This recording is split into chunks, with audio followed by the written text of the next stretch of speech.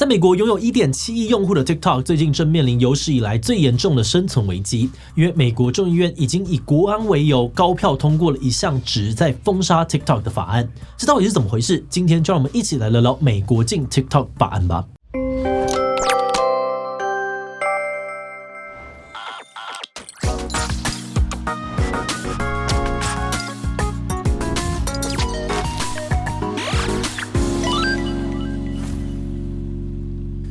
Hello， 大家好，我是志奇。从川普执政以来，美国政府就多次出手想要禁掉 TikTok， 不过每次的结局都是不了了之。但就在前阵子，美国又有议员提出了新的禁 TikTok 法案，内容呢是要让 TikTok 出售给非中国的公司，否则就要全面封杀。那 TikTok 也马上就在 App 上面动员用户打电话给美国议员，试图阻挡法案，甚至他们还拉到了一个意外的新盟友，曾经反 TikTok 大将川普。不过这个法案已经在众议院光速表决，并且高票通过了。因此呢，媒体也纷纷的报道，这是美国史上最接近封杀 TikTok 的一次立法。那我们今天就来聊聊美国为什么又突然要禁 TikTok 了？川普呢又为什么改变立场？那这样下去 ，TikTok 真的会被美国禁掉吗？不过在开始今天讨论之前，先让我们进一段工商服务时间。工具箱里一堆螺丝起子，笨重又占空间，真正有需要的时候却总是找不到对的工具吗？那就别错过 Jigme 180-in-1全制霸电动螺丝起子。它体积精巧，小小一盒里面却有高达180种起子头和辅助工具，不管是1字、10字、5角、6角，通通找得到。而且它的螺丝起子支援电动、手动2种模式，配有3档变速，让你能够根据需求自由切换，从修眼镜、手机到组桌椅、柜子都能够搞定。现在上嘖嘖预购2024旗舰组合，还有早鸟优惠6折起，现省1000元，更赠送独家的磁吸手环，让你可以轻松的清起各种螺丝小零件，不用再担心弄丢啦。优惠数量有限，现在就点击资讯栏，赶快到嘖嘖抢购吧。中国公司字节跳动在2017年推出了海外版抖音 TikTok 之后，它很快的就在美国爆红。那它的影响力到底有多大呢？目前 TikTok 在美国已经有 1.7 亿名的活跃用户，相当于是超过1/3的美国人口，其中又以年轻人居多，大约有 60% 的 TikTok 用户年龄落在16到24岁之间。那根据美国市调公司 Pew Research 的调查在美国人最常用的社群平台当中 ，TikTok 目前虽然只排在第5名，但成长速度却是最快的。同时，他们的参与度也是最高的。数据显示，美国 TikTok 用户每天平均使用时间高达了97分钟，比 Facebook、IG 还有 YouTube 都要更多。因此 ，TikTok 现在不仅是无数网红维持生计的主要平台，也早就已经是大小企业的行销重点，更是新闻媒体的主要曝光管道之一，包含了纽时、华友CNN 等等，就都有在经营 TikTok。Pew Research 的调查呢，更显示，常用 TikTok 看新闻的美国成年人已经从2020年的 3% 增加到了2023年的14% 了。而18到29岁的人当中呢，这个数字更高达了30%。相对的，用 Facebook、X 或者是 Reddit 等等的平台看新闻的人数比例呢，则都在下滑。但是 TikTok 影响力与日俱增的同时，它也一再的引发了美国政界的担忧。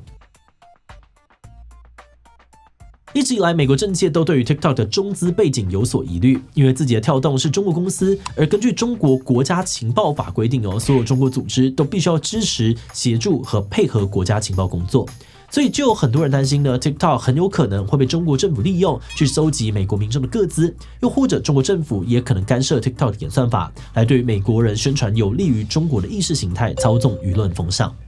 在川普当总统的时候，他就基于这个理由下达行政命令，试图逼字节跳动把 TikTok 卖给美国公司。后来更打算直接禁掉 TikTok， 但是川普的禁令先是被美国法官喊停，更在拜登上任之后被撤销，让整件事情一度不了了之。直到后来有媒体踢爆，字节跳动中国员工曾经多次的读取 TikTok 美国用户的资料，而在报道引发了轩然大波之后，几名参与报道的记者还发现自己的 IP 位置被 TikTok 给监控了。那 TikTok 虽然马上开除了涉案的员工，强调这是部分员工的个人行为，跟中国政府没有关系，但也首度承认，确实有部分的中国员工可以读取 TikTok 美国用户的资料。所以后来拜登政府也开始采取动作，先是禁止公部门使用 TikTok， 接着呢，美国的国会议员也多次的提出法案，试图要赋予政府权力来禁掉 TikTok。不过这些法案最后都没有通过国会表决，让禁 TikTok 这件事情看似又再次的不了了之。甚至到了今年，拜登还开设了官方的 TikTok 账号。但这让外界以为 TikTok 已经挺过了被禁风波了，美国众议院却突然提出了新的禁 TikTok 法案。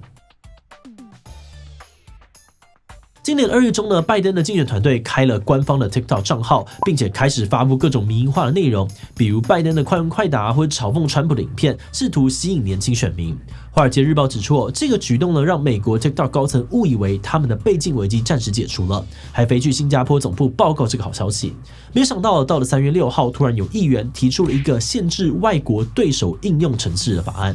根据法案内容呢，在这个法案生效之后，字节跳动就必须要在半年内把 TikTok 卖给非中国公司，否则呢就会被全面封杀，不能够在美国的应用商店上架，也不能够使用美国的网络托管服务。那虽然使用者不会受罚，但除非用 VPN 改变 IP 的位置，不然呢，只要人在美国就不能够再更新或下载 TikTok 了。而这样一来，随着软体版本变旧，早晚还是会被迫要停止使用 TikTok。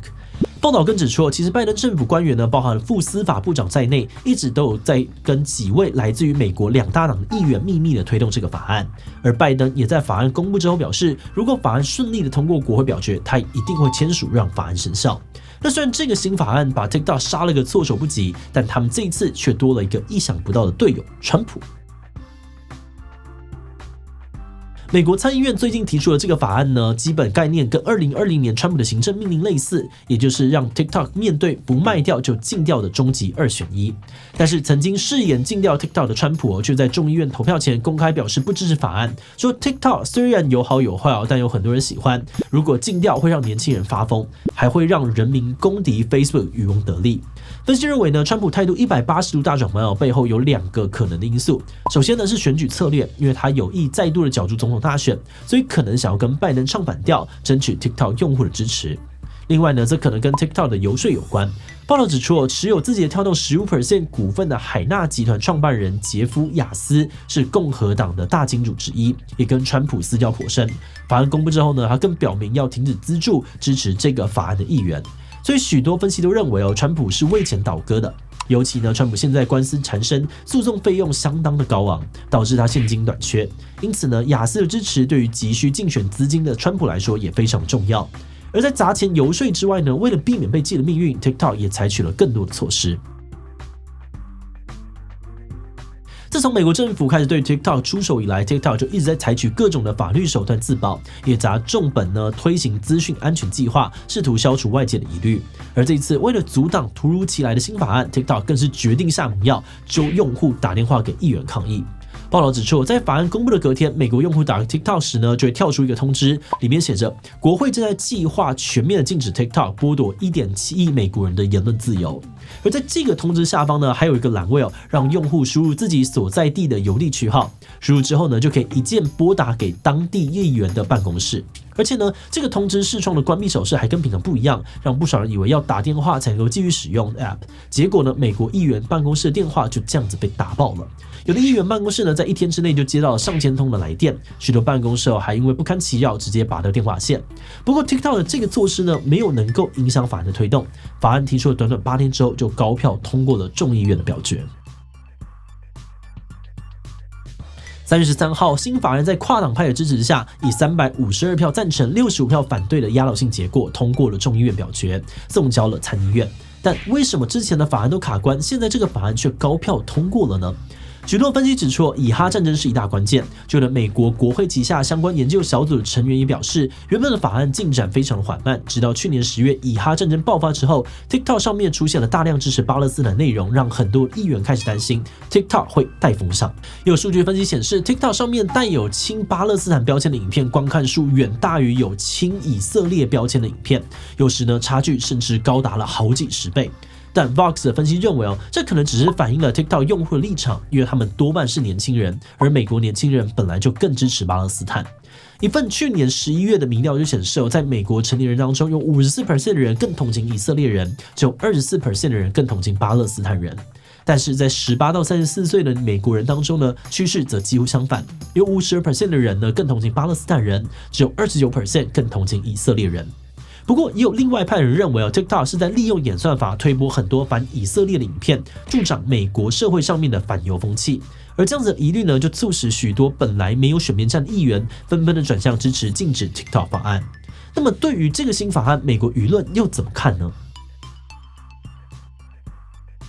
根据美联社2月中的民调，对于是否应该要全面禁止 TikTok， 美国成年人的意见相当分歧，有 35% 的人反对禁止 TikTok， 赞成跟中立的则各有 31%。分析进一步的指出，许多人赞成禁 TikTok， 除了是认同议员所说的中国威胁论之外呢，也有些人是因为过去 TikTok 上面常常有很多各种危险的挑战啊、瘦身宣导等等，严重的危害到青少年的内容，而希望禁止 TikTok。至于反对禁止 TikTok 的人呢，反对理由又更多元了。有些人单纯是对于中国威胁论无感，认为 TikTok 根本不会影响国安，只是政客在作秀，仇中的心态在作祟。有些人呢是认为不应该要给政府禁止网络平台的权利，因为这是一种对于言论自由的限制，也可能会导致政府未来对于网络言论空间采取更广泛的监管。同时，这种禁令还会对很多人的生计造成冲击，首当其冲的当然就是在 TikTok 上面的创作者。此外呢，利用 TikTok 宣传曝光的商家还有新闻媒体也会受到很大的影响。另外，还有一派人呢的理由是认为禁 TikTok 无法解决根本的问题。他们认为，虽然 TikTok 搜集用户资料、演算法不透明，也确实呢有国安的隐忧，但其实别的社群平台也都在做一样的事情。那就算禁了 TikTok 其他公司呢也可能跟中国合作。因此他们认为真正该做的还是设法保护使用者的个资，并且防止社群平台助长假消息或者是仇恨言论传播。不过，这个法案接下来到底会怎么样发展？美国真的会禁掉 TikTok 吗？许多分析认为呢，现在讨论美国到底会不会禁掉 TikTok 还为时过早，因为这个法案可能根本立不成。在法案光速通过众议院表决进到参议院之后，参议院就踩了刹车，说要留时间充分的审议，而且可能会修改内容，以免这个法案抵触到美国宪法对于言论自由的保障。另外，美国今年底呢又要举行总统大选，有望代表共和党参选川普也已经表明了反对法案的立场。所以，如果法案没有在选前通过，而川普又当选的话呢，最后整个法案有可能呢又会被挡下来。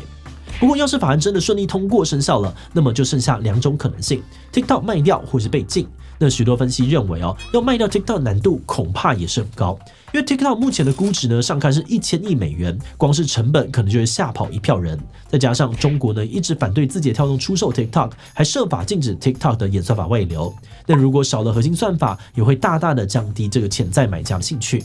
那么，要是法案通过了 ，TikTok 又没能够在期限内卖出去，就会被美国禁止。而分析认为万一 TikTok 真的被禁，可能会让有相似功能的美国 App， 比如呢，也推出了这个短影音功能的 Facebook 有机会接手 TikTok 的市场。其实去年我们也有做过一集影片，介绍当时美国提出了另外一个禁 TikTok 法案。那虽然这个法案后来就没有下文了，不过美国的这些措施法案一直都有点风向标或是领头羊作用，会去影响到其他的国家，甚至产生骨牌效应。比如前年美国政府禁止公部门使用 TikTok 之后呢，包含台湾在内，有很多国家就陆续跟进，采取了类似的措施。所以我们觉得最近这个法案的发展状况，还有其中的一些争议跟讨论，也很值得我们关注跟思考。那我们看到有很多的美国网友觉得政府双标，明明脸书之类的 App 也有搜集资料啊，演算法也不透明，却只因为 TikTok 不是美国企业就拿它开刀。那我们是觉得，确实这些社群平台的行为呢，都还需要进一步的去规范。但是在资讯战重要性与日俱增的同时呢，一视同仁未必是完全现实的做法。毕竟，这些社群平台不仅是资讯战战场，透过资讯搜集跟演算法，它也可能被当成是一种武器去左右战况。那这种状况之下呢，就不太可能不去考量这些平台的背景。而当这个平台的背景又是一个严重打压自己国民言论自由的政府，或许就更不适用于一视同仁的做法。不过，面对这种情况，到底应该怎么处理，也真的是一个难题很难有完美的解法。以全面禁止来说呢，要封杀一个这么多人使用的平台，确实有限制言论自由的疑虑，而且会引发民间很大的反弹，还可能会造成反效果，让一些人更倾向去相信 TikTok 上面的内容呢都是政府想要打压的真相。但如果不全禁，而是用其他的手段规范的话呢，效果可能比较有限，而且这个在技术上面应该也非常的复杂，也会需要花非常多的时间去研究，才能够厘清到底该怎么样规范。那这样一来，可能就会在快速变化的资讯战场上面错失了先机。所以最后也想来问大家，你觉得台湾也应该要全面禁止 TikTok 吗？应该因为 TikTok 呢很可能被中国政府用来洗脑跟监控台湾人，不应该这样是对于言论自由的损害，不能够给政府那么大的权利。所以比起禁 TikTok， 我觉得更重要的是去保护我们的个资和加强网络安全素养。比其他留言告诉我们吧。最后，如果你喜欢今天的影片，欢迎分享出去，让更多人知道美国禁 TikTok 法案。此外呢，也可以点击这个地方看看印度禁 TikTok 以及资讯战的讨论。那么今天这一期就到这边告一段落，我们就明晚再见喽。